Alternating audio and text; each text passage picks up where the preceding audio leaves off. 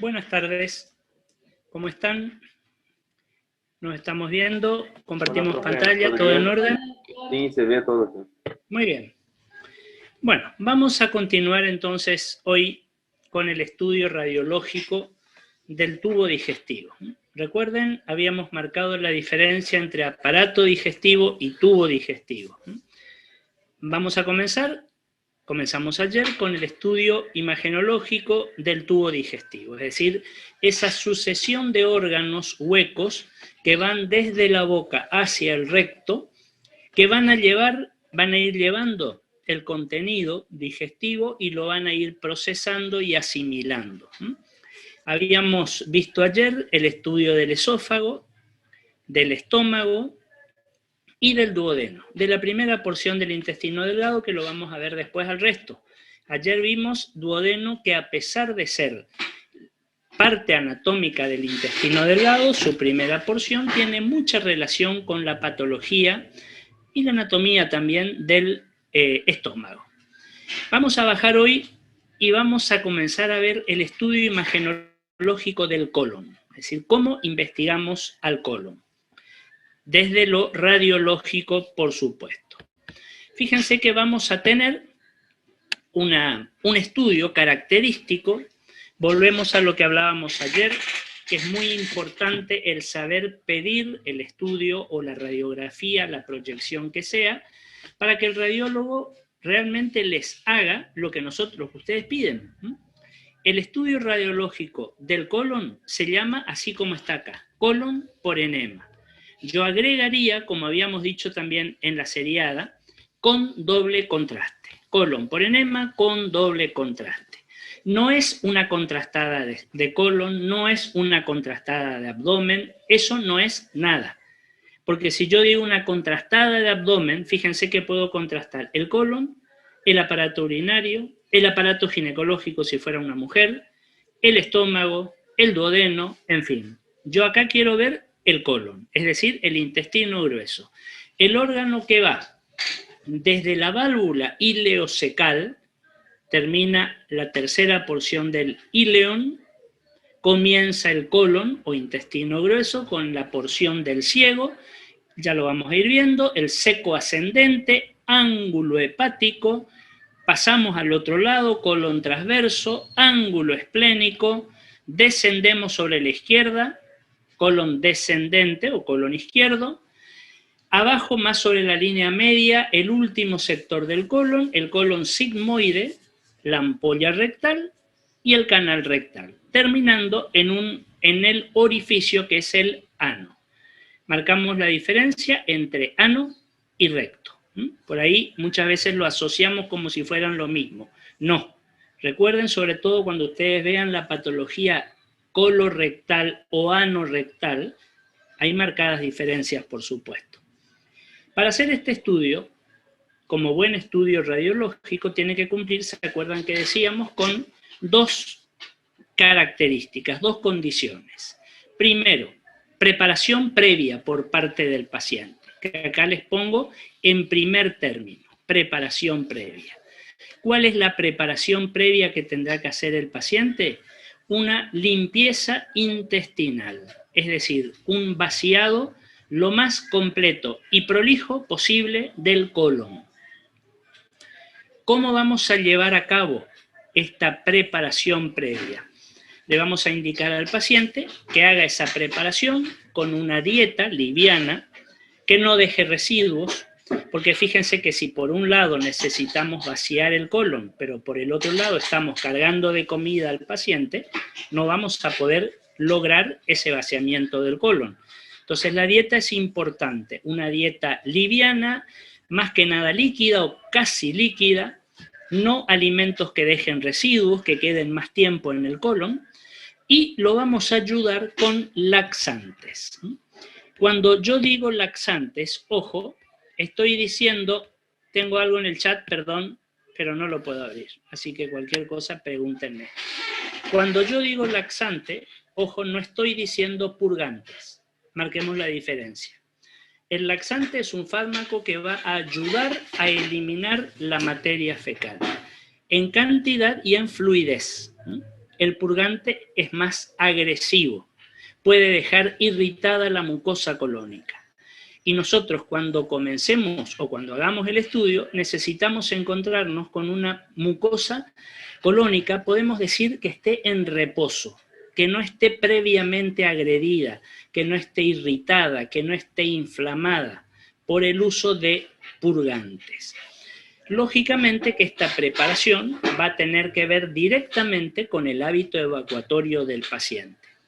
Si es un paciente que tiene un hábito evacuatorio dentro de lo considerado normal, bueno, tendrá un esquema determinado.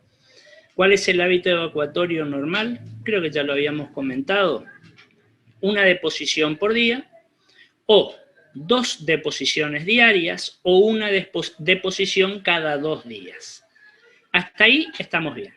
Si aumentamos la frecuencia, ya vamos a hablar de un hábito diarreico. Si espaciamos la frecuencia, vamos a hablar de un hábito que tiene que ver con la constipación.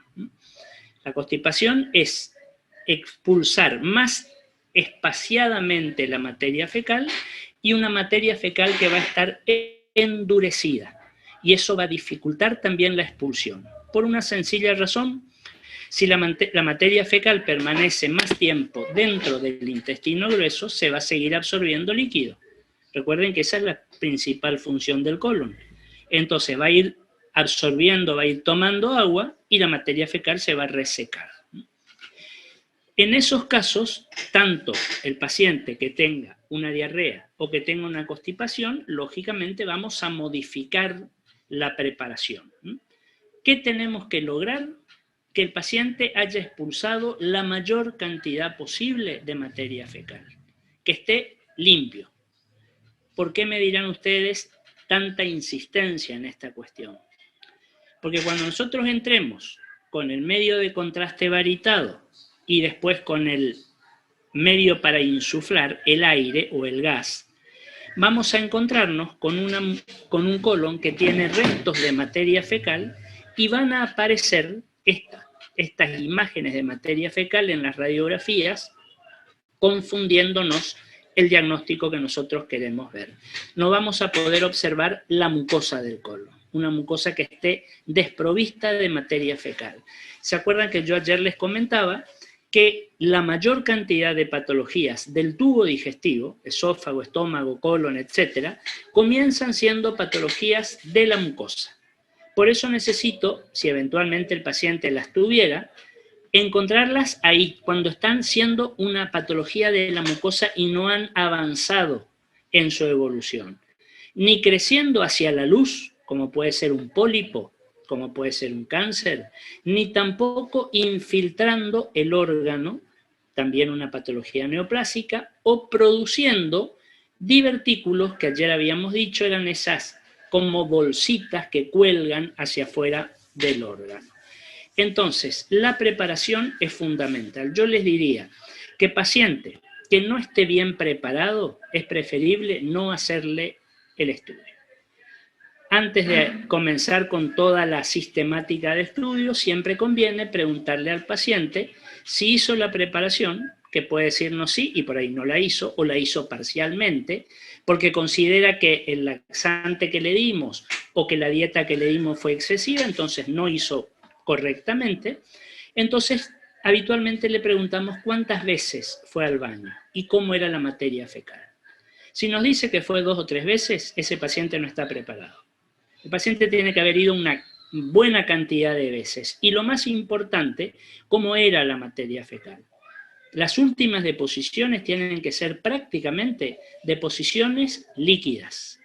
Que el paciente nos refiera que lo que expulsaba era como si fuera agua sucia. Ese paciente está bien preparado, no tiene restos de materia fecal. Acá viene otra cuestión que yo les quiero comentar. Hay gente que por ahí prepara el colon en cuanto a su limpieza con enemas de limpieza. Son distintas escuelas. El problema de la enema de limpieza es que cuando no está bien hecha, es decir, no es una enema de limpieza, una enema de limpieza es pasar líquido con una presión moderada o baja, porque si paso el líquido de golpe voy a producir una distensión de la ampolla rectal y el paciente no va a aguantar y va a expulsar el líquido. Entonces lo que me va a limpiar esa enema es la última porción, me limpiará la ampolla y parte del sigmoide. ¿Y el resto del marco colónico? ¿Qué pasa? Entonces la enema de limpieza tiene que ser realmente una enema de limpieza bien hecha. Y otra cuestión, si eventualmente se hicieran enemas de limpieza, porque les aclaro, hay pacientes con un hábito muy constipado que hay que ayudar con enemas de limpieza. Pero recuerden, solamente de agua, y de agua tibia. ¿Por qué de agua y no otra cosa? Porque hay gente que a la enema para limpiar le pone jabón o le pone detergente o sustancias jabonosas. Eso desprende más rápidamente la materia fecal, pero el jabón irrita la mucosa. Entonces me voy a encontrar, cuando entre con el contraste y empiece a hacer las radiografías, con imágenes de la mucosa irritada. Pero no es porque tenía una irritación previa, sino a causa de lo que se utilizó para el enema. Por otro lado, ustedes por ahí podrán escuchar que hay gente que le agrega una cucharada de aceite al agua para la enema de limpieza o de leche. No, porque esas sustancias grasas es como que arrancan la materia fecal, sí, desprenden, pero es como que pintan la mucosa con grasa. Entonces, el medio de contraste varitado no se va a adherir a la mucosa, no voy a ver la mucosa. Entonces, si eventualmente se hacen enemas de limpieza, solamente de agua. ¿Por qué agua tibia? Agua a temperatura corporal, para que el colon no haga espasmos. Entonces, ahí no voy a tener un colon en estado de reposo. Si yo le hago un enema de agua fría, el colon va a responder espasmodizándose y no voy a poder limpiarlo. Entonces, fundamental la limpieza intestinal. Ojo, no es el único estudio para el que vamos a necesitar una limpieza intestinal. Cuando veamos el aparato urinario, también vamos, para hacer un estudio, el estudio funcional del aparato urinario que se llama urograma excretor, también se necesita una limpieza. Y ustedes me dirán, ¿y qué tiene que ver el aparato urinario con el colon, si tiene o no materia fecal? Métanse en el abdomen y piensen anatómicamente. El colon ascendente, el colon descendente se van a superponer a las siluetas renales. Y si está lleno de materia fecal, no voy a tener una buena imagen de los riñones. Entonces, también para el estudio funcional radiológico de los riñones, del aparato urinario, vamos a hacer una limpieza similar a esta. Ahora, no es necesario que el paciente esté en ayunas. El paciente pudo haber hecho un desayuno liviano, tomado algo liviano, porque de ahí a que llegue al colon, fíjense que va a tardar un tiempo. Entonces no me va a interferir en la preparación. Un desayuno liviano, ojo, liviano. No que desayune como si fuera el último desayuno de su vida y eso va a ir empujando por el peristaltismo y nos vamos a encontrar con contenido colónico. Entonces, la preparación previa y el medio de contraste. ¿Cuál será el medio de contraste? Una enema de sulfato de bario o citrato de bario, no importa. Una enema varitada. Contraste denso. En algunos pacientes, se puede utilizar un antiespasmódico intramuscular. ¿Para qué? Yo les diría para mayor comodidad del radiólogo. Si yo hago un antiespasmódico, el colon se va a sedar, va a quedar más en reposo, voy a poder trabajar con mayor comodidad. Pero, piensen ustedes algo, no voy a tener una información funcional real de cómo está trabajando ese colon, porque yo lo voy a antiespasmodizar al colon, yo lo voy a sedar, es como que lo anestesiara. Entonces, antiespasmódico para algunas indicaciones muy precisas que ya las vamos a ver. Los evacuantes post-examen que aparecen acá al final, van a leerlos por ahí que hay gente que lo utiliza. Yo les diría que no es necesario. Porque el paciente al que le hacemos un colon por enema, cuando terminamos de hacerle el colon, lo único que quiere es ir al baño a defecar. No quiere otra cosa. Porque se va a encontrar con el colon absolutamente lleno de bario y de aire. Entonces el paciente se va a sentir distendido y quiere ir al baño a expulsar el aire y a expulsar la enema varitada que le dimos. ¿De acuerdo? Es un estudio que va a tener 3 pasos en su realización. 3 pasos. Eso también se suele denominar método de Fisher. Método de Fisher. ¿Cuáles son los 3 pasos? Un primer paso en el cual vamos a pasar el medio de contraste varitado. Recuerden algo, siempre bajo control radioscópico. No lo hacemos a ciegas. Vamos mirando en la pantalla radioscópica, vamos mirando en el monitor radioscópico cómo el medio de contraste va pasando y se va metiendo y va rellenando el colon. Primer paso, relleno del colon. Segundo paso, evacuación del medio de contraste. Y ustedes dirán, ¿y para qué le metemos el bario y después le sacamos el bario? Porque lo que nosotros necesitamos fundamentalmente es que las paredes colónicas queden, por decirles, pintadas de bario, impregnadas de bario. Llenado, evacuado. Tercer paso, insuflado. Ahí le vamos a pasar aire. O con una sonda balón, con una perita, o con una enema de aire, pero necesitamos distender el colon. ¿Se acuerdan cómo veíamos ayer para observar el esófago y el estómago en doble contraste? Bueno, acá queremos ver el colon. Ya vamos a ver ahora las imágenes. Esos son los 3 pasos de este método de Fisher. Llenado, evacuado e insuflado. Hay en algunos casos en que no vamos a realizar preparación del paciente. Cuando el medio de contraste varitado, fíjense lo que les digo, no es para el diagnóstico, es terapéutico. ¿En qué caso?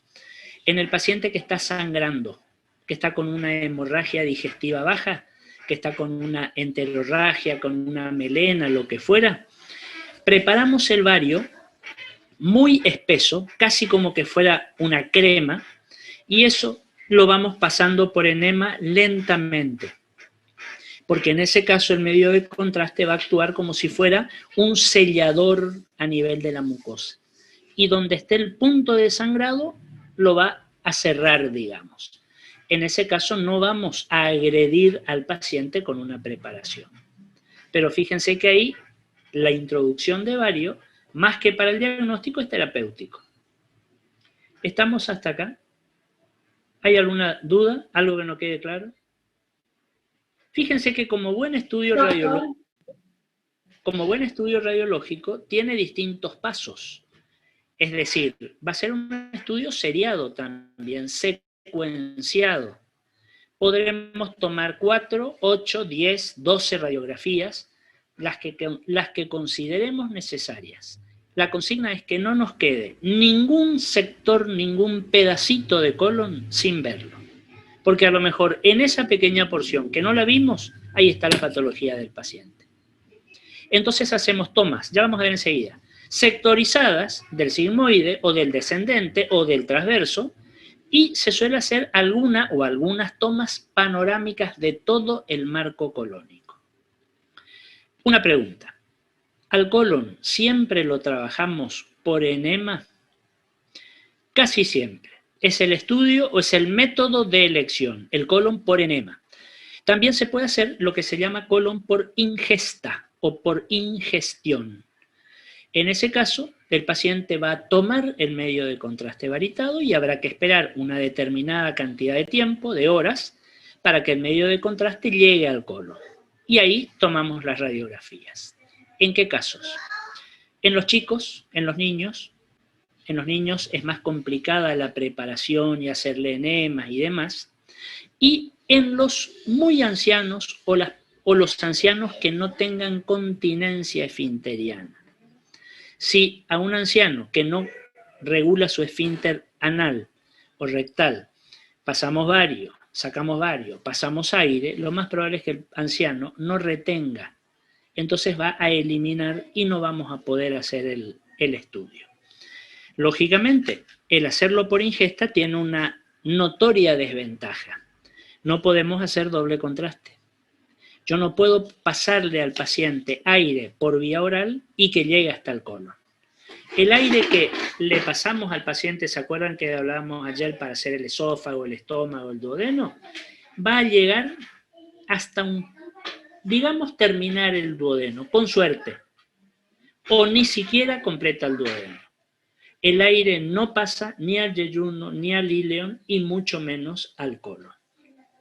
El paciente ese aire o ese gas lo va a eructar. No puedo hacer doble contraste cuando hago por ingestión. ¿Se entiende? Lo ideal, radiológicamente, lo mejor es trabajarlo por enema, mejor dicho. Yo, además de esto, les quiero comentar lo que habíamos visto también, lo que habíamos comentado ayer. Esperen un momentito. Acá tenemos las distintas, digamos, posibilidades radiológicas para investigar el colon. Una directa de abdomen en diversas incidencias, que lo vimos cuando analizamos directa de abdomen. ¿Se acuerdan el caso del abdomen agudo, el caso de un paciente con un hilo obstructivo, que evaluábamos muy bien el patrón, el mapa aéreo? El caso sí del paciente que tuviera un fecaloma o un bolo fecal importante, que lo vamos a poder trabajar de esta manera. Siempre recuerden, cuando vamos a indicar un estudio, tratemos de que el paciente no esté en etapa aguda, que el paciente no esté dolorido, el paciente no esté molesto, porque por el dolor y la situación se va a convertir en un paciente poco colaborador.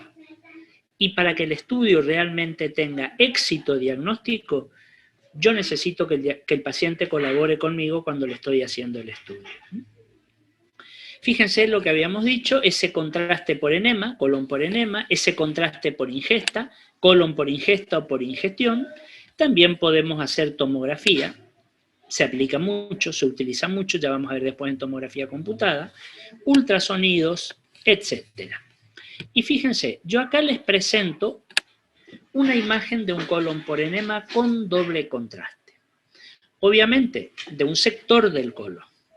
Si nos ubicamos anatómicamente, fíjense que por acá, casi perdiéndose, está subiendo el colon ascendente, hasta que llegará a su punto más alto del lado derecho, que es el ángulo hepático, apoyándose por debajo del hígado. Y a partir de ahí, fíjense esto que yo les marco acá con el cursor, que sería el colon ascendente. Perdón, el colon transverso. Transverso porque atraviesa desde el hemiabdomen derecho al hemiabdomen izquierdo. Y este colon transverso seguirá subiendo más arriba hasta llegar al ángulo esplénico, por debajo o en relación al vaso, es el punto más alto del colon, y después descenderá el colon descendente. Profesor, ¿este es un colon en guirnalda? El colon en guirnalda es el que vamos a asociar al paciente que tiene un dólico colon, es decir, un colon más largo. Este no es un colon en guirnalda muy manifiesto, pero sí tiene algo de eso, porque fíjense que pasando el ángulo hepático, desciende, cruza y tiene que volver a subir otra vez para llegar al ángulo esplénico. En guirnalda justamente por la forma que tiene. ¿A qué dimensiones consideramos nosotros como normales para el colon? Fíjense que nos dicen anatómicamente que un colon, la longitud, paciente adulto normal, la longitud máxima puede llegar a 1,10 m, 1,20 m. Si yo lo extendiera al colon, desde el ciego hasta la ampolla rectal. 1,10 m, 1,20 m. Algunos hablan de 1 metro. Bueno, vayamos hasta 1,20 m. Si es más largo, ya estamos en presencia de un dólico colon, un colon más largo. ¿Cuál va a ser la consecuencia de ese paciente con dólico colon? La consecuencia fisiopatológica, la constipación. Porque la materia fecal, el contenido fecal va a quedar retenido mayor tiempo, va a seguir ese colon que tiene mayor superficie de absorción, absorbiendo líquido, agua, va a endurecerse la materia fecal, va a necesitar mayor cantidad de materia fecal para llenar la ampolla rectal, y el acto defecatorio en ese paciente se va a convertir en un acto doloroso. Le va a doler cuando vaya al baño. Y muchas veces, instintivamente, el paciente evita defecar para no sentir dolor. Pero fíjense que es un círculo vicioso. En la medida que aguante y no vaya a defecar, esa materia fecal va resecándose más y va adquiriendo mayor tamaño. Si bien el conducto rectal tiene una dilatación, una acomodación bastante importante, pero tiene un límite. Hay pacientes en los que forman bolos fecales, impactos fecales o fecalomas que no pueden salir, que hay que hacer alguna maniobra mecánica para romper ese fecaloma y que el paciente pueda expulsar el contenido. Eso en longitud. El otro problema es el colon muy ancho, con una luz muy abierta. A eso lo vamos a llamar megacolon. ¿Cuál es la longitud, cuál es el diámetro máximo? Y lo tendríamos que evaluar en el colon ascendente. ¿Por qué les digo esto? Porque el colon, nuestro marco colónico, la parte más ancha es el ciego y el ascendente. Ese seco ascendente es el colon más ancho. Un poco más angosto el transverso. Un poco más angosto el descendente. Un poco más angosto el sigmoide. Fíjense que eso va amoldando la forma de la materia fecal, el calibre de la materia fecal. Y después se abre un poco más la cavidad en la ampolla rectal, que es un espacio de reservorio. La ampolla rectal para nuestro tubo digestivo es como nuestra vejiga para nuestro aparato urinario. Esa ampolla rectal que continuamente está recibiendo materia fecal, llega un momento en que colma su capacidad y la persona siente deseos de defecar. Una vez que la persona va al baño, elimina la materia fecal, otra vez comienza el proceso de llenado hasta la próxima defecación. Lo mismo vamos a hablar cuando veamos aparato urinario, lo que pasa en la vejiga urinaria. Les decía, la parte más ancha, seco ascendente, un poco menos el transverso, un poco menos el descendente, un poco menos el sigmoide. ¿Cuál es el límite? Tomemos el seco ascendente, que acá no lo vemos, ya vamos a ver en otra imagen, y lo que se suele hacer es se mide con una regla centimetrada sobre la placa. Hasta 10 centímetros consideramos normal. Un colon bastante amplio, pero normal. Cuando supera los 10 centímetros, algunos hablan de 10 o 12 centímetros, ya es un megacolon. Estamos hablando del diámetro, ¿no, doctor? El diámetro, por supuesto, sí, de pared a pared, digamos. ¿Cuál sería la peor situación para el paciente? Que asocie simultáneamente las dos situaciones.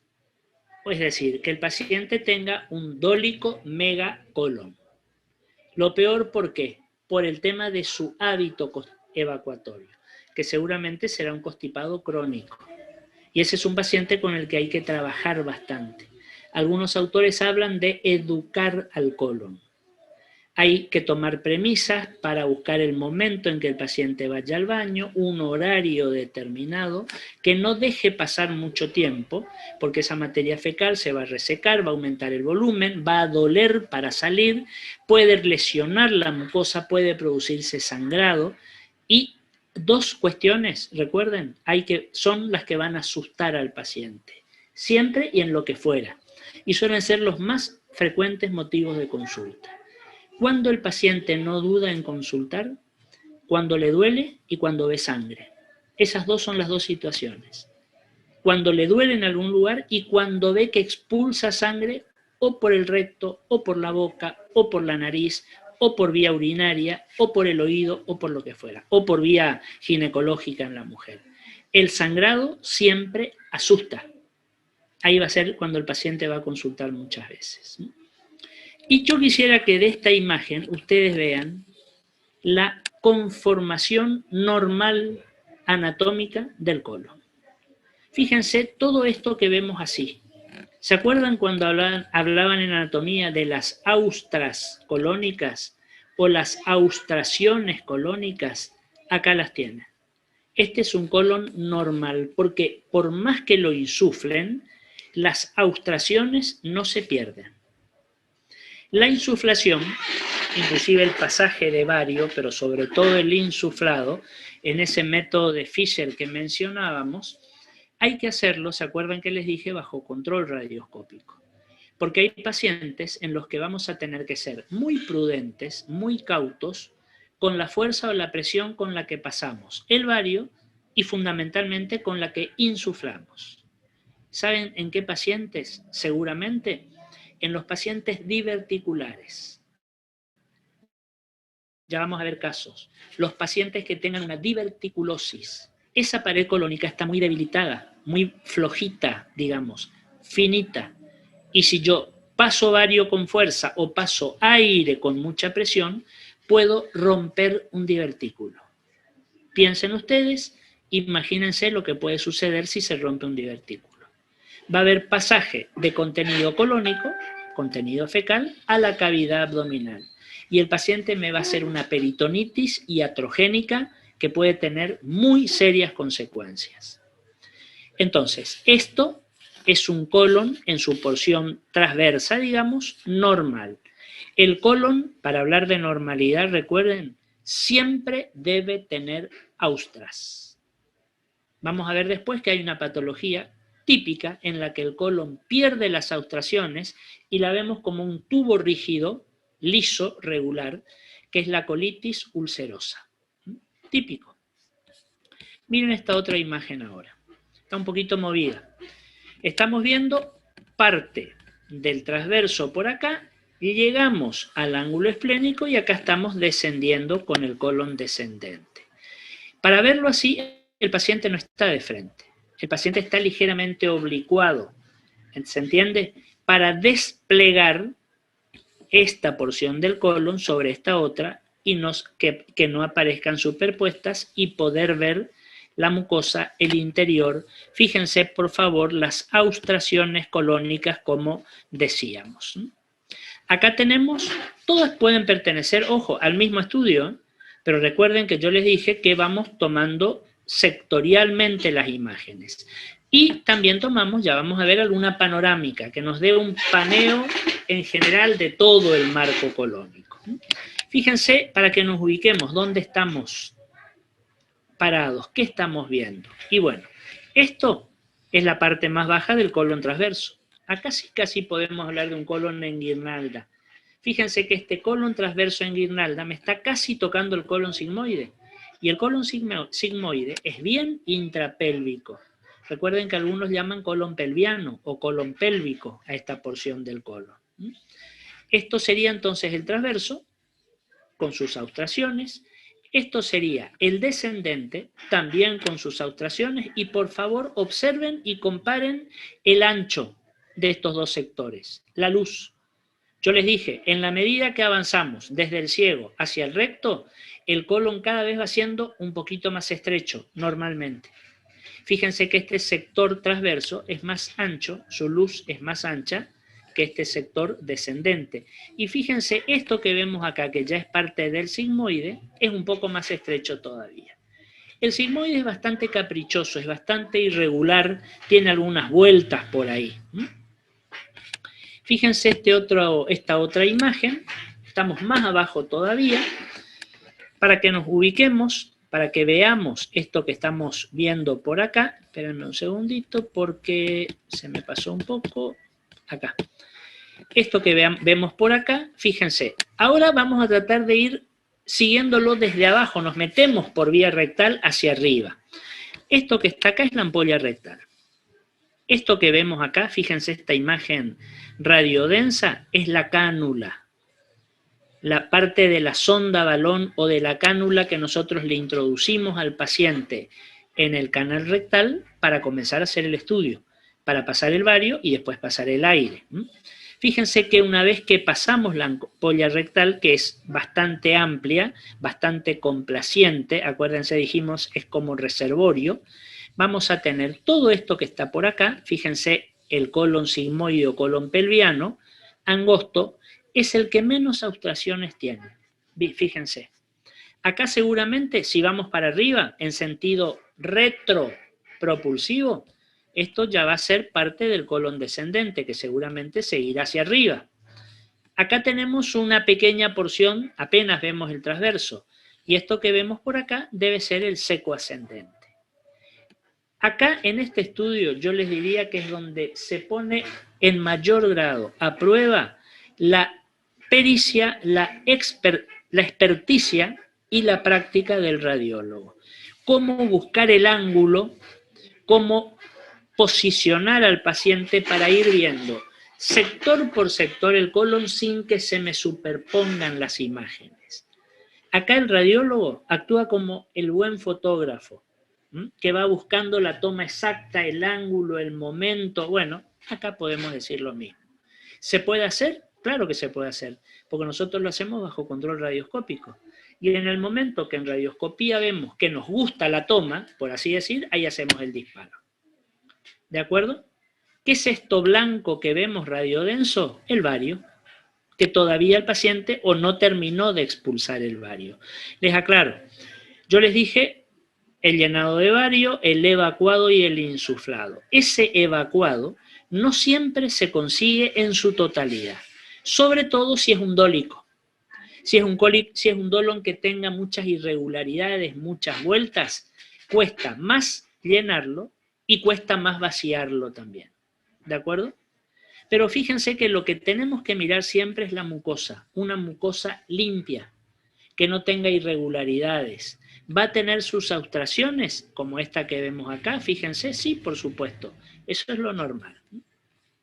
Y yo les decía, después se suele hacer una panorámica. Sí se puede en una ver todo el marco colónico o en dos panorámicas, quizás una un poco más abajo, otra un poco más arriba y tenemos esto que está acá. Nos ubicamos anatómicamente. Colon, el ciego y el ascendente, seco ascendente. Fíjense el ancho, por favor. Acá medimos cuando queremos ver si nuestro paciente tiene un mega o no. Seco ascendente. Fíjense esto que estamos viendo por acá, esta tripita, es la última porción del íleon. Y acá, de casualidad, estamos viendo justamente, fíjense el cursor, el pasaje del delgado al grueso. Acá está la válvula ileocecal. Es una válvula que no suele ser siempre competente. No importa. No tiene que ver como el cardias, la válvula que regula el pasaje del esófago al estómago, que tiene que funcionar, que tiene que ser competente, porque si es incompetente, vamos a tener pasaje del jugo gástrico al esófago. ¿Se acuerdan que decíamos ayer? Y el paciente nos va a aparecer con acidez, con regurgitación, con una esofagitis. La otra válvula que vamos a ver es el píloro. Importantísima en el bebé, en el lactante, en el chiquito que toma la teta, que toma la mamadera. ¿Por qué razón? Porque ese chiquito suele tener lo que se llama pilorismo o síndrome pilórico, en el cual esa válvula tampoco funciona, pero no es que está laxa, al contrario, está como espasmodizada. Entonces, dificulta el pasaje del contenido gástrico al duodeno. Es el chiquito vomitador, es el chico que mama, toma la mamadera, toma la teta, y al rato eructa y vomitó todo. ¿Por qué vomitó? Porque el píloro no se abre. Entonces esa leche, más el aire que traga, llena el estómago, no puede seguir con eso adentro y afuera. Es el chico que va a tener una demora, un retraso en el desarrollo pondoestatural. Es el chico que no aumenta de peso, que no crece, porque no se puede alimentar, porque la leche llegó hasta el estómago, pero después no pasó. En este caso, esta válvula ileocecal, también algunos la llaman válvula de Bowen, acá, que sea competente o no, no tiene nada que ver. No pasa nada si hay contenido del ciego que vuelva un poco al intestino delgado. El contenido es el mismo.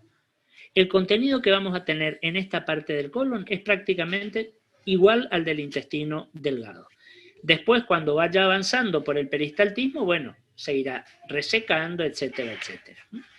Fíjense, las austraciones. A este nivel, fíjense que por acá estaría el ángulo hepático. Un colon bastante irregular, bastante tortuoso. Podríamos decir en guirnalda, fíjense, acá viene el ángulo hepático y miren el transverso hasta dónde desciende y vuelve a subir otra vez, que inclusive no vemos el ángulo esplénico, porque el tamaño de la película no nos da. Después haremos por aparte, digamos, lo que tiene que ver con el ángulo esplénico. Y a partir de ahí desciende el colon izquierdo, el colon descendente. Por acá, fíjense, tienen un sigmoide, un colon pelviano con algunas vueltas, como suele darse, y por acá abajo, ya no lo tomamos bien, estaría la ampolla rectal. Fíjense lo que les decía, siempre recuerden, el colon debe tener sus austras, sus austraciones. También las van a encontrar como abollonaduras colónicas, es lo mismo. Y fíjense, el ancho del ascendente, el ancho del transverso, el ancho del descendente y el ancho del sigmoide. Cada vez que avanzamos en sentido propulsivo va siendo un poco más estrecho. ¿Por qué insisto con esto del tamaño del diámetro? Porque cuando por ahí nos encontremos con alguna estrechez, pero que va a permanecer, y nos haga pensar, ¿no será un cáncer de colon? Tenemos que ver a dónde asienta, en qué porción, a ver cómo disminuyó la luz y cómo no vuelve a su diámetro normal, digamos. Esto, salvo un poquito el tema del tamaño, que puede ser un dólico no muy significativo, por lo demás es un colon totalmente normal. Una mucosa, como yo les digo, me parece perfecto el adjetivo, una mucosa limpia. Fíjense que este paciente está perfectamente preparado. Acá no hay nada de materia fecal. El paciente expulsó toda la materia fecal. El bario entró, pudo adherirse a las paredes, pudo pintar las paredes, se evacuó y el aire después lo pudo insuflar muy bien. ¿De acuerdo? Entonces, una imagen de un colon normal. Ahora, traten de retener esta imagen que estamos viendo acá y comparen con este otro colon. También un colon por enema, con doble contraste, aunque está reteniendo un poco más de bario este paciente, porque seguramente la insuflación fue más moderada, la evacuación fue más moderada, porque ¿ven algunas imágenes que les llamen la atención? ¿Ven algo que sea diferente a lo que veíamos en el colon normal que veíamos anteriormente? Vamos a hacer un seguimiento visual de este colon. El ciego, por acá, el ciego y el ascendente, que por lo que veo, que no tengo un buen doble contraste, porque fíjense que tengo demasiado bario adentro, no puedo ver muy bien la mucosa, no hay ninguna imagen que me llame, digamos, de manera exagerada la atención. Por acá estará el ángulo hepático, colon transverso, no es en guirnalda, fíjense cómo es un colon que pasa de un lado al otro, no hace esa guirnalda, ese descendimiento. Las austraciones se mantienen, acá tenemos un buen doble contraste, sube hasta el ángulo esplénico que se nos escapa un poco, acá hay mucho bario, no me gusta, no es lo mejor, colon descendente, colon sigmoide y nuevamente bastante bario en sigmoide y la ampolla rectal llena de bario. Ojo, a lo mejor este estudio está en vías de realización, todavía no se evacuó todo el bario, pero ya hubo algo que al radiólogo le llamó la atención y lo quiso documentar. Por un lado, fíjense estas imágenes que ven por acá.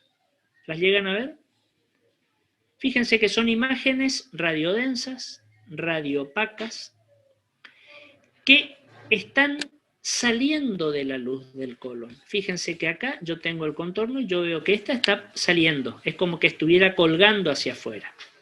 Fíjense acá esta otra, cómo se ve que está saliendo de la luz. Miren esta otra que está por acá. Esta, por la proyección, la vemos como que estuviera adentro del colon. Lo más probable es que esté colgando hacia atrás o hacia adelante. Estos son divertículos. Esta es la imagen típica de una diverticulosis colónica. Leve. Ya vamos a ver otras. Leve. Por un lado, ya al radiólogo le llamó la atención la presencia de estos divertículos.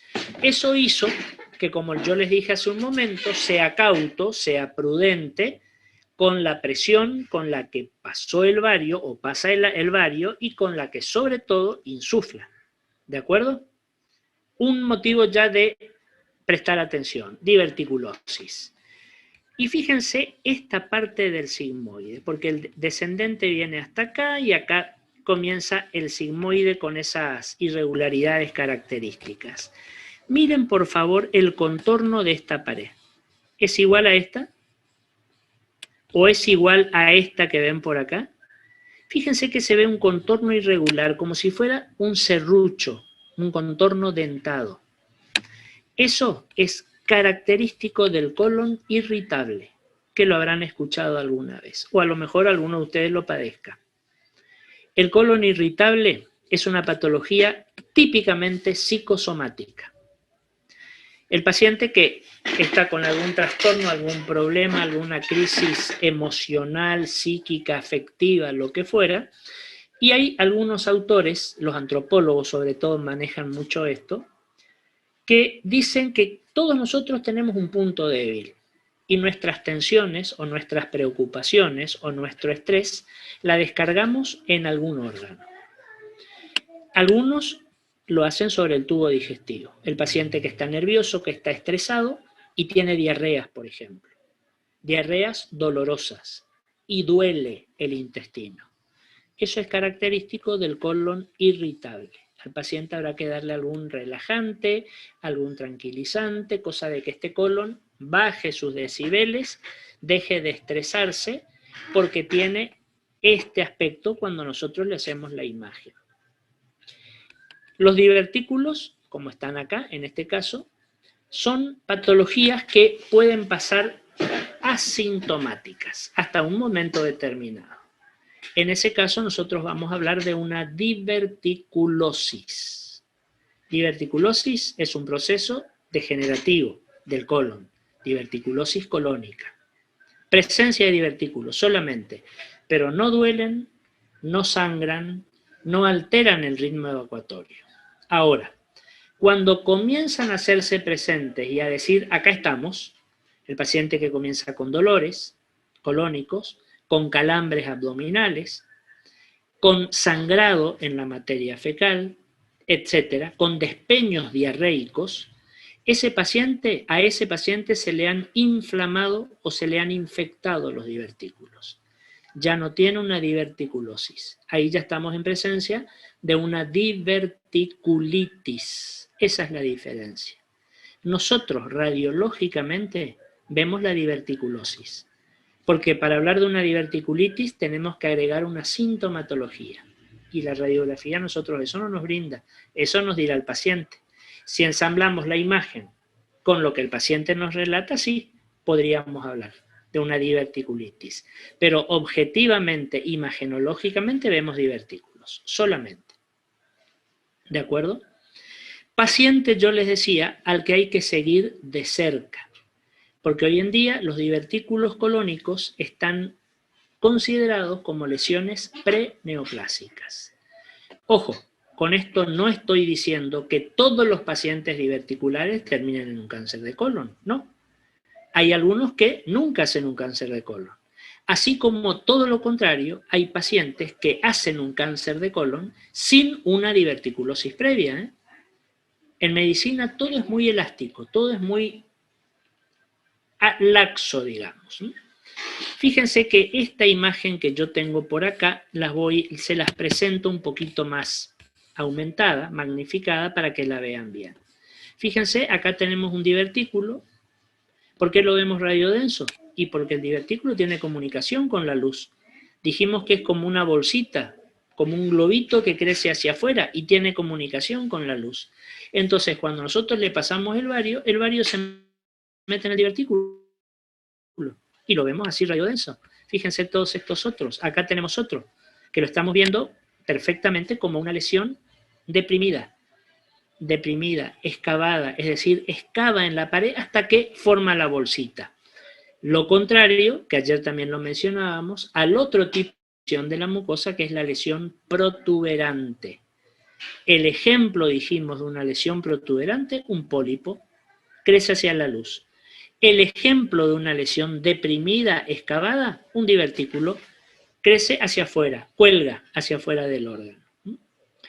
Lo habitual es encontrar muchos divertículos, no uno solo. Un solo divertículo, decíamos ayer, vamos a encontrar en el esófago, el de Zenker. Un solo divertículo se puede encontrar en el delgado, ya vamos a ver, el de Meckel. Lo habitual en el colon es la multiplicidad de la lesión diverticular. Encontramos en algunos casos innumerables formaciones diverticulares. Espérenme un segundo. Profesor, ¿hay una zona del colon donde sea más común ¿Cómo? No encontrar te los escucho. divertículos? No te escucho. ¿Me podés hablar un poquito más fuerte? Si hay alguna zona en el colon donde sea más común encontrar divertículos. Aguantame un segundito. Estoy buscando la imagen para hablar de eso. No sé por qué me cuesta ir pasando normalmente las imágenes. Espérenme un segundito que estoy avanzando.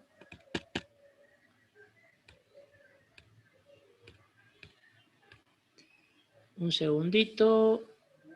Acá. Fíjense. Otro colon por enema, con doble contraste. ¿Qué estamos viendo? Por acá vendría parte del ascendente, fíjense el transverso, podemos decir en guirnalda. Acá tenemos el contorno del estrecho interno de la pelvis, fíjense que esto llega hasta la pelvis, y esto es parte del descendente. Fíjense la cantidad de divertículos.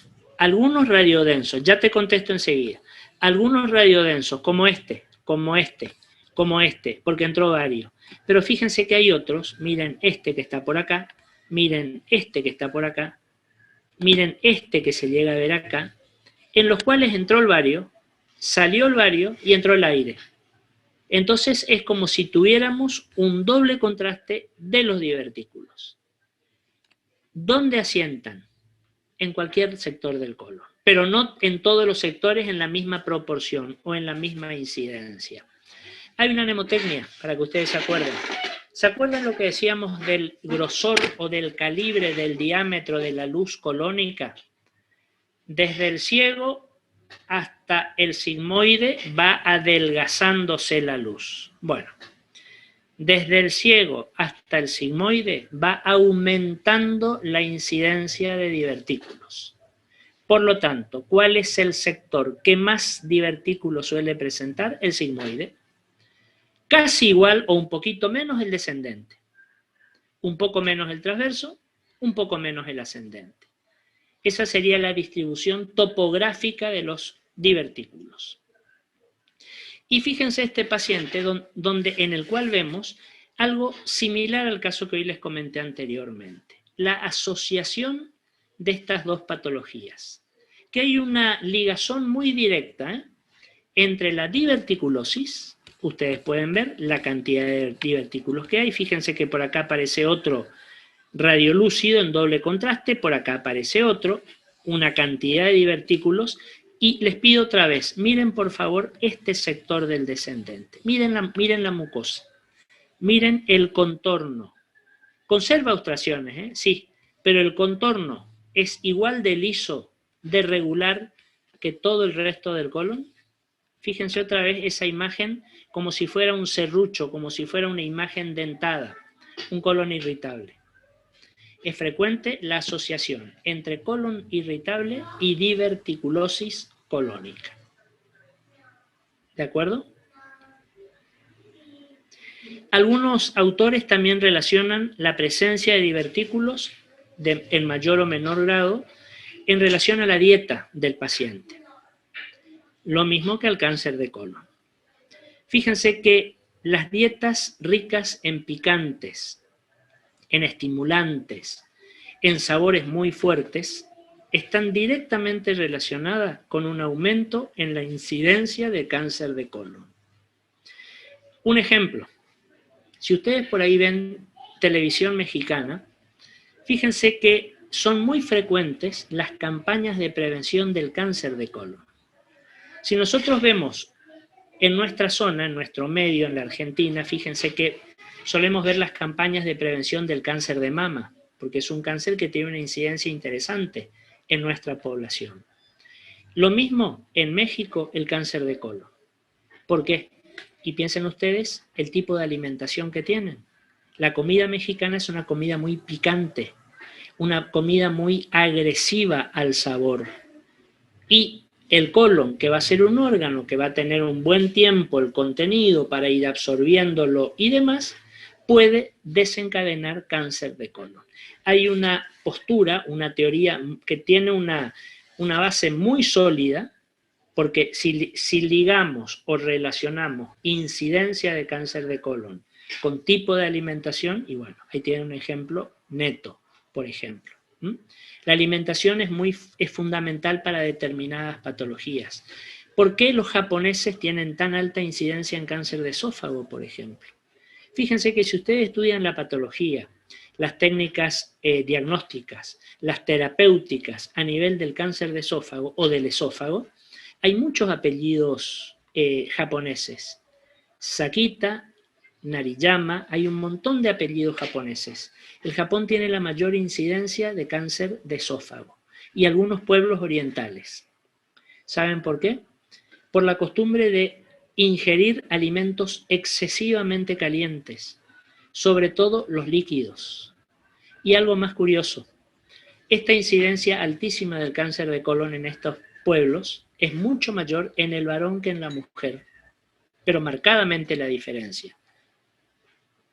¿Cuál es la causa?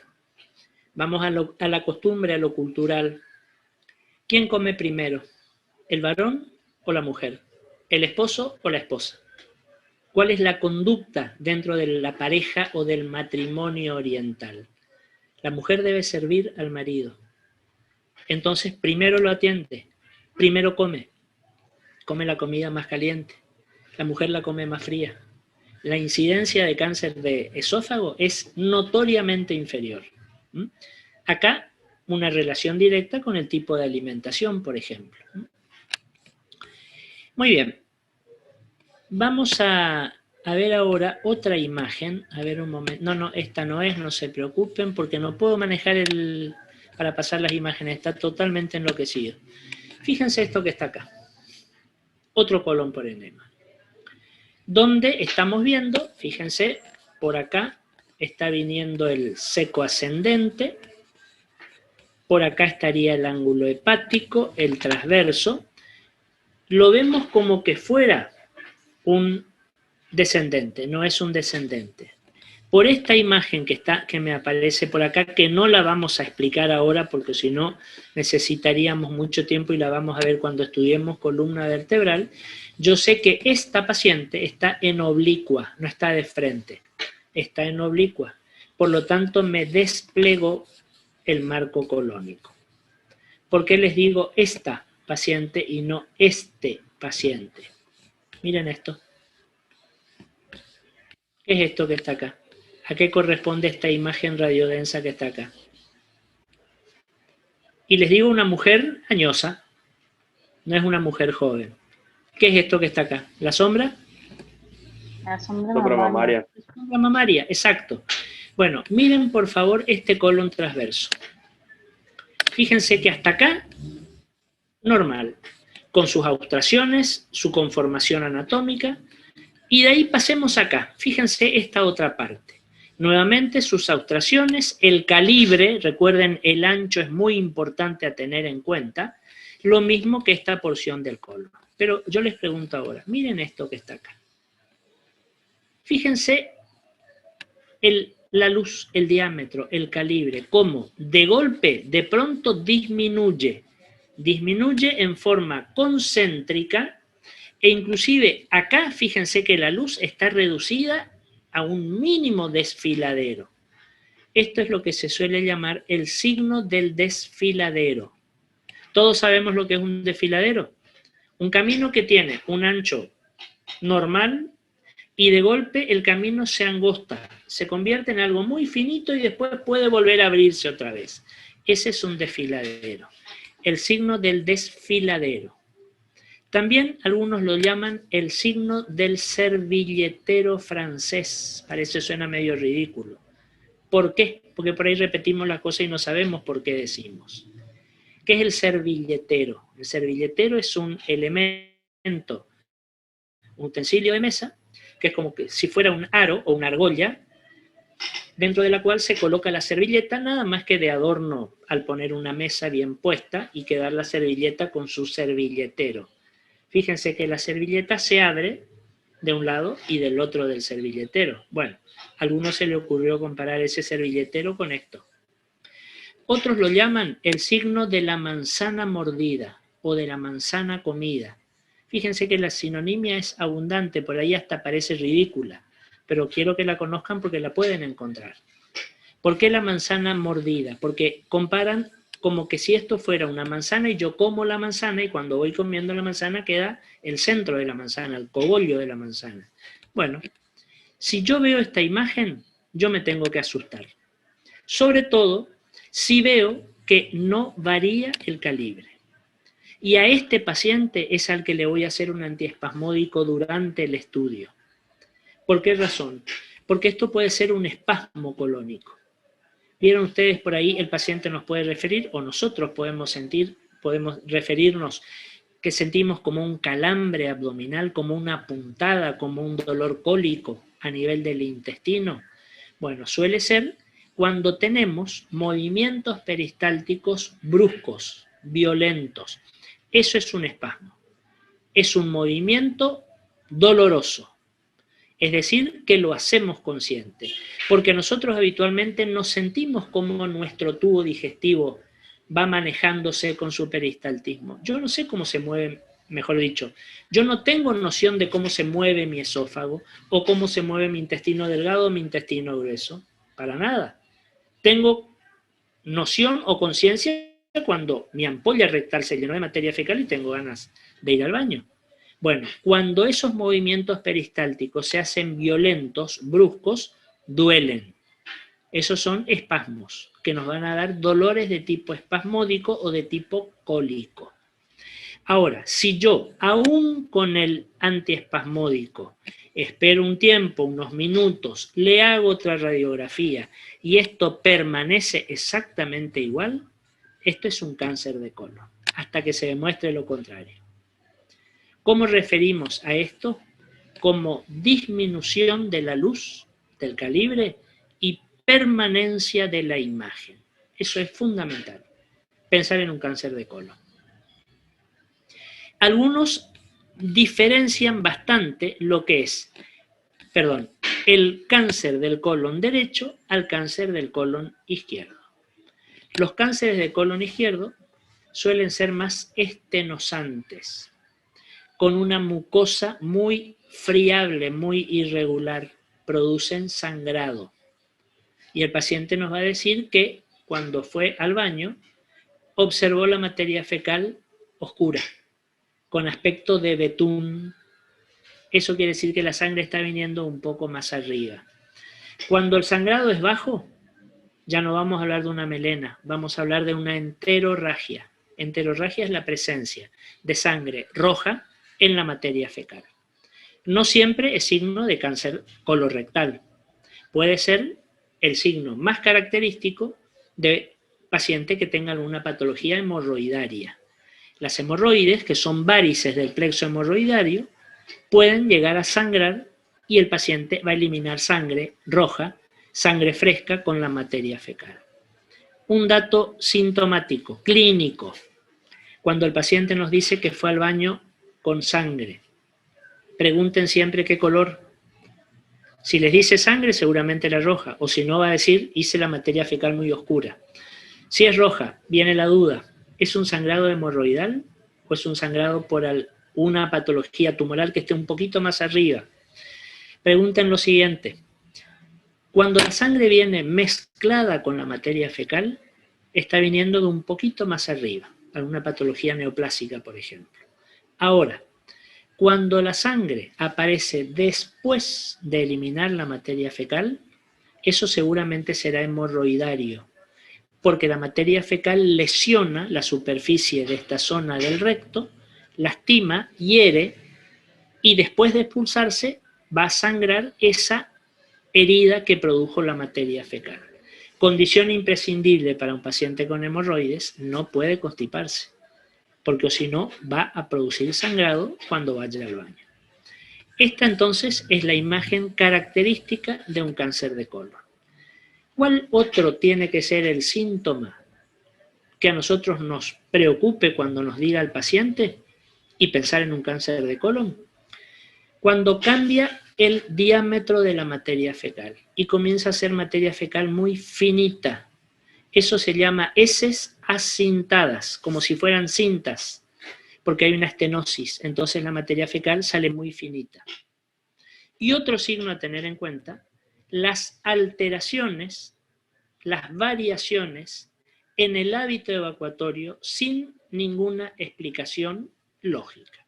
El paciente que de un hábito evacuatorio normal comienza a tener diarreas, para la diarrea, vuelve a la normalidad, pasa a ser constipado, vuelve a la diarrea, eso también es indicativo de estudiar y buscar una patología tumoral.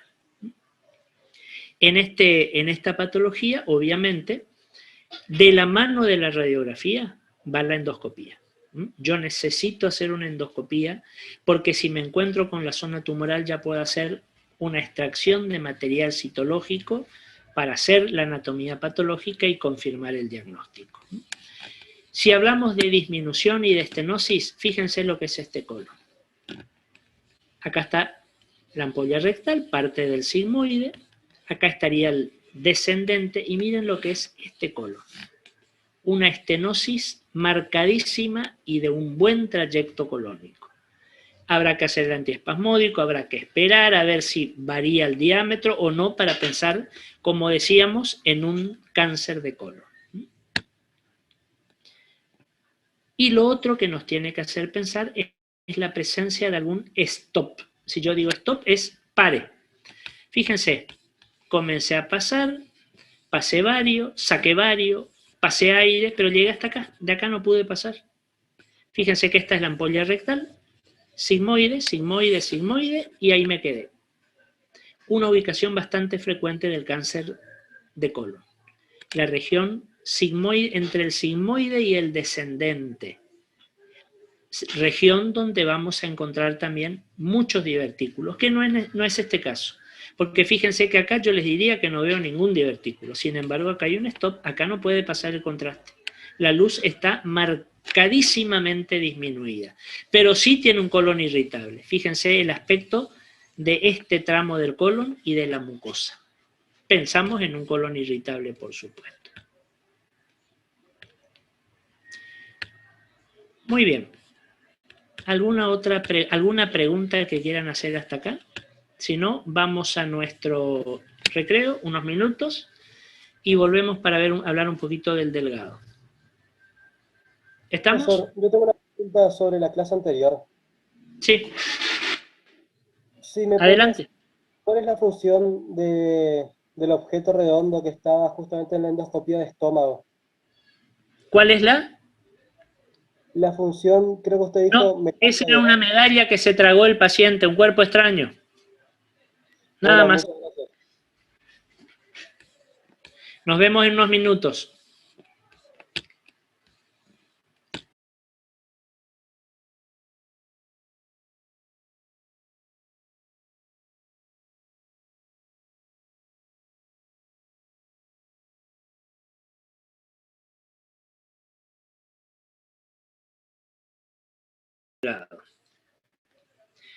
¿Cómo estudiamos radiológicamente al intestino delgado? Con un método radiológico, un estudio radiológico, al que vamos a llamar tránsito de intestino delgado. Otra vez, por favor, insisto con el tema de los nombres de los estudios.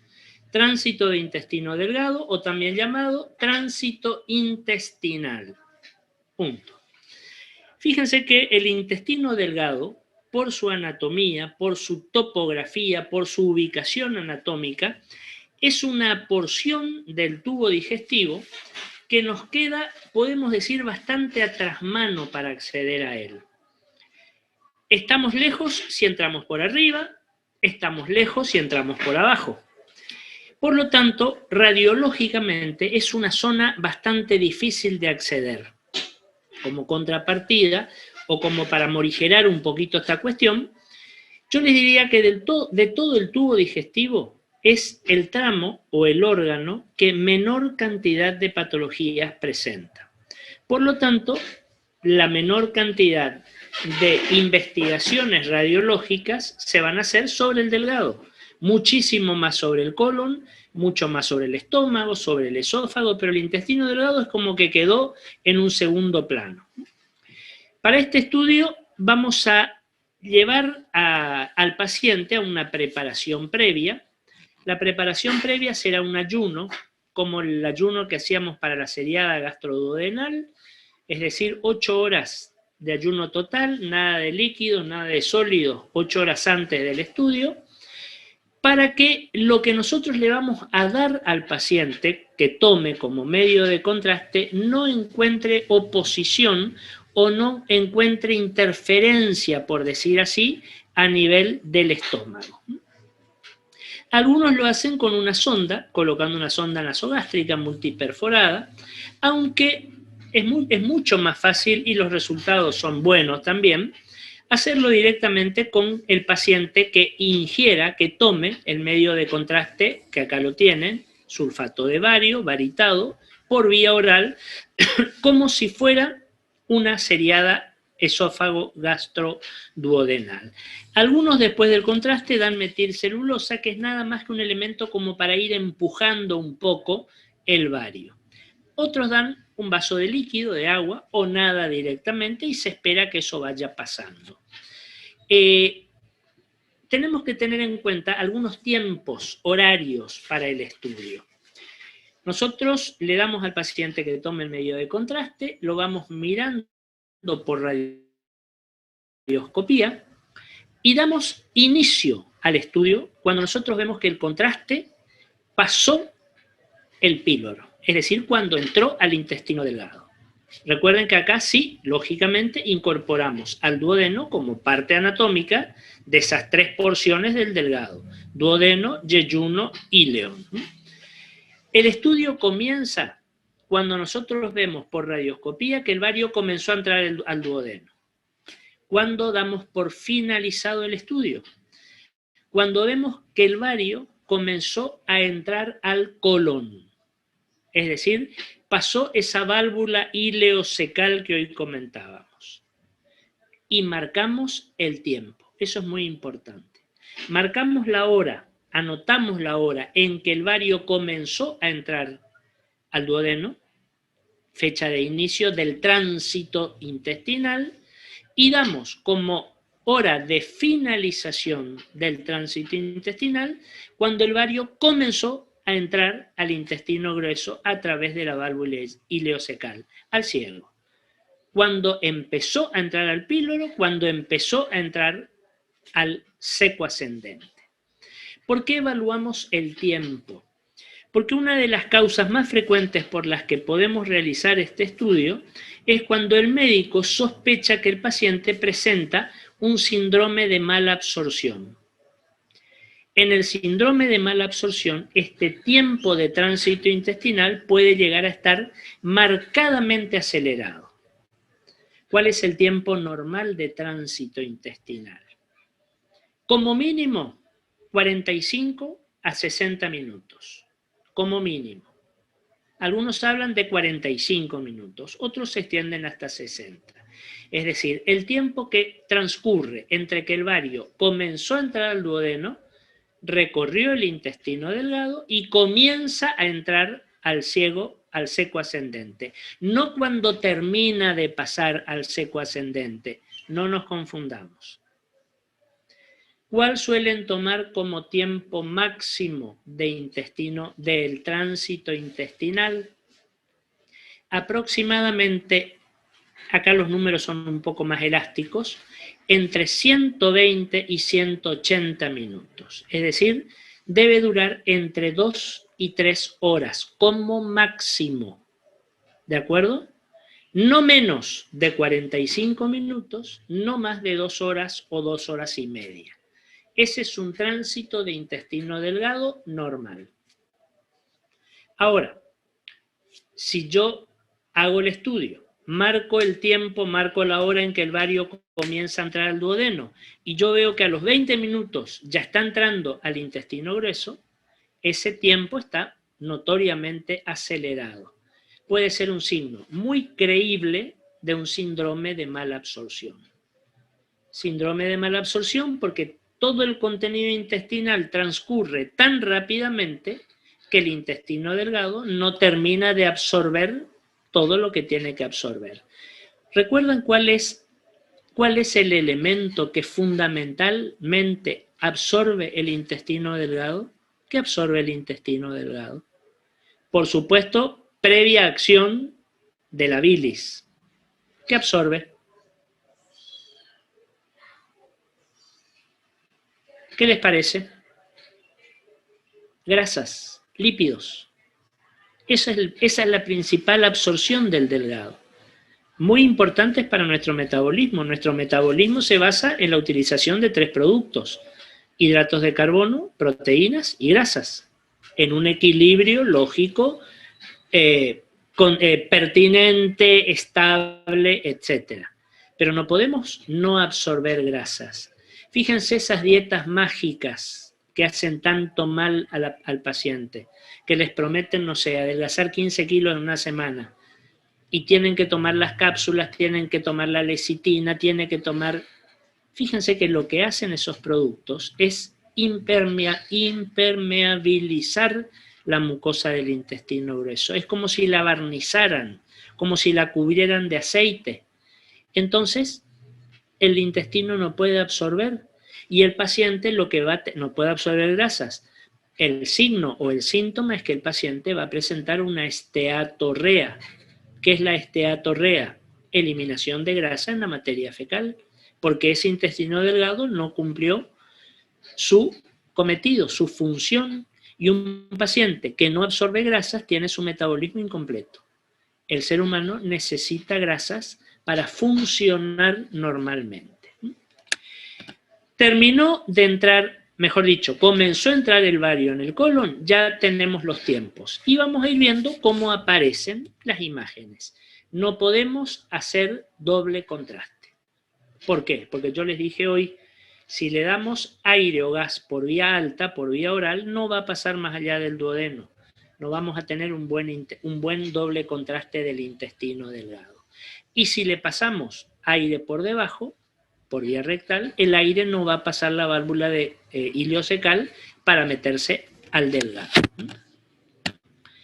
Esta imagen que les muestro acá, fíjense, es una directa de abdomen en realidad, con un abdomen agudo muy marcado. Fíjense, de pie, obviamente, el paciente. Miren lo que es este nivel hidroaéreo que está acá, esta dilatación del mapa aéreo. Fíjense el signo del reboque. ¿Se acuerdan que habíamos hablado del signo del reboque cuando hablábamos de directa de abdomen? Ese líquido interasas por alteración en la permeabilidad de la membrana. ¿Qué imágenes podemos llegar a encontrar?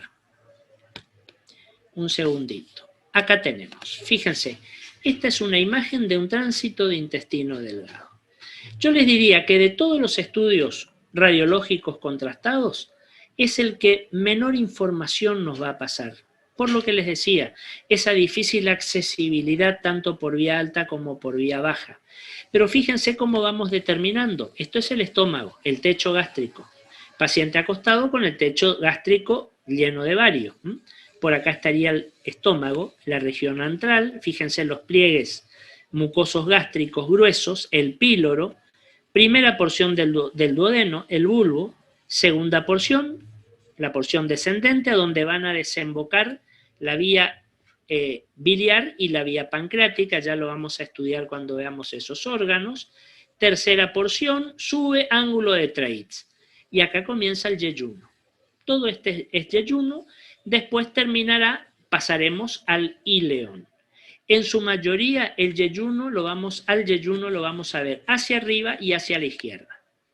Al íleon lo vamos a ver más hacia abajo y hacia la derecha. Hasta que por acá no vemos exactamente, pero podemos intuir que por acá está la comunicación ileocecal, porque fíjense que esto que yo estoy viendo acá ya es colon. Esto ya es seco ascendente. Fíjense el ciego por acá. Fíjense las austraciones colónicas, las abollonaduras colónicas. Es como si estuviéramos por hacer un colon por ingesta. ¿Se acuerdan que dijimos?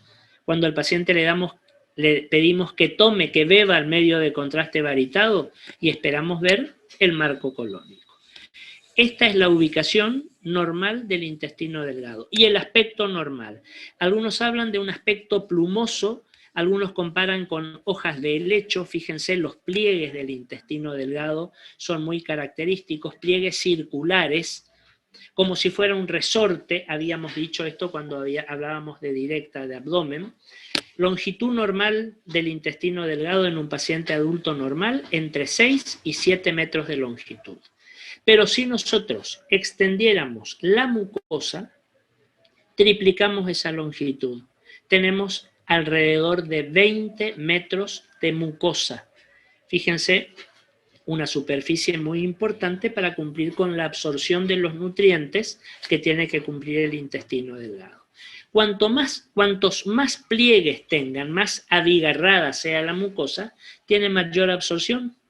Yo les suelo preguntar y les doy el siguiente ejemplo.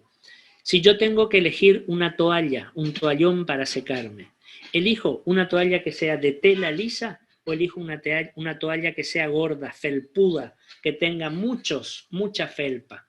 Seguramente voy a elegir esta otra, porque tiene mayor superficie de absorción, me seca mejor.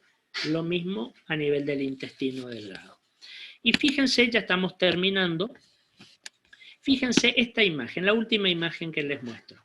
Y ustedes dirán, ¿y qué es todo esto que estoy viendo acá? Y bueno, fíjense que acá estoy viendo las mucosas de diferentes órganos del tubo digestivo. Llámese tránsito intestinal, llámese un colon por ingesta, no interesa.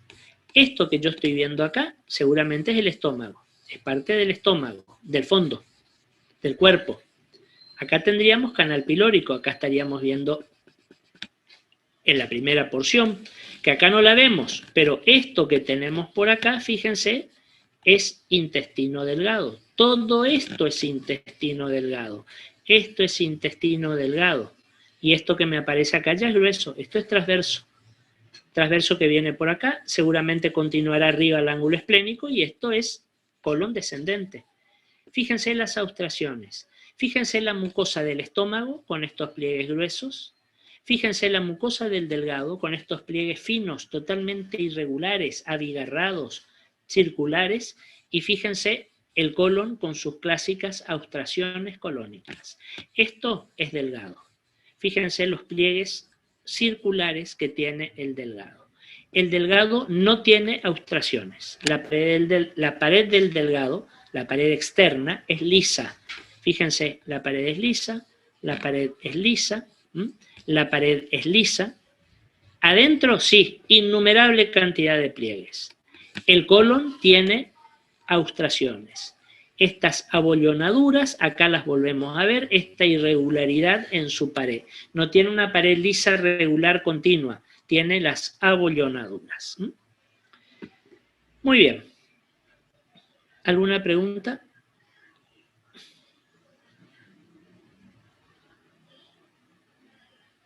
Bueno, si no hay preguntas, acá finalizamos hoy. La semana próxima vamos a continuar en el aparato digestivo, pero vamos a salir del tubo digestivo. Vamos a ver los órganos y las glándulas anexas.